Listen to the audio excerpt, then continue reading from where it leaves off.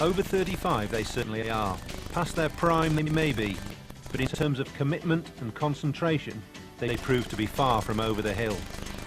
The NEPC World Masters Series at the Sharjah Stadium brought together teams of past greats from England, West Indies, India and Pakistan, prepared to strain every sinew and to call upon all their experience and guile in pursuit of the $50,000 first prize.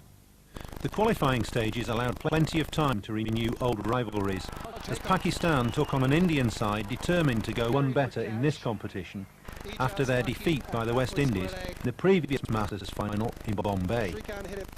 For the second day running, Sunil Gavaskar and Mahinda Amanath carried India's batting. But a total of 215 for 5 on a perfect batting strip was never going to be enough, even against an underprepared Pakistan. Madassa dominated, so much so that he scored his first 100 for Pakistan in any one-day international, even after 122 games for the juniors, and he condemned India to their second defeat in successive days. England, after a storming victory against Pakistan and suffering a comfortable loss against the West Indies, took on India needing a win to make sure of a place in the final. India, depleted by stiffness to Gavaskar and Amanath, launched into England's attack in an opening partnership of 70 off 10 overs between Roger Binney and Chris Srikanth. That's a very good shot.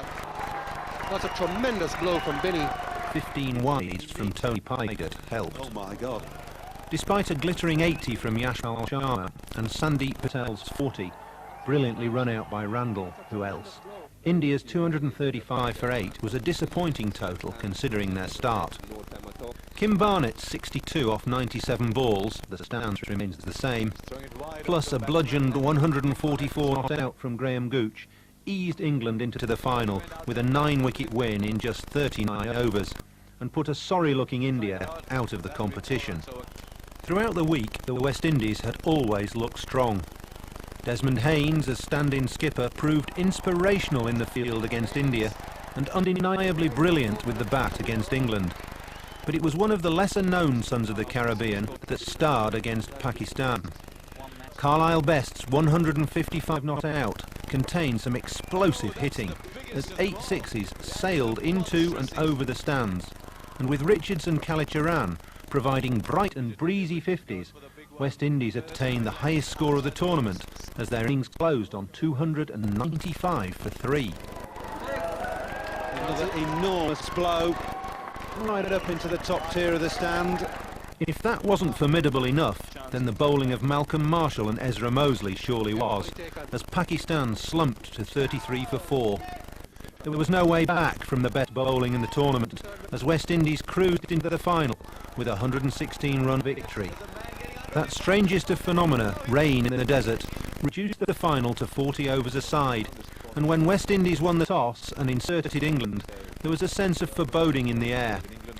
No Marshall for the West Indies, he'd gone back to South Africa. His replacement? Joel Garner. Not a bad swap. Garner was as miserly as ever, and Clark produced a jaffa for Gooch as the West Indies really fired up. Oh, he's bowling. That's a beauty from Sylvester Clark. Graham Gooch playing down the wrong line, and calisthenics almost from Sylvester Clark. You can't believe it. Viv Richards ran about like a 23-year-old, never mind a 43-year-old, taking 2 stunning catches and chastising and encouraging, just like the Richards of old. Not surprisingly, England never got the innings going.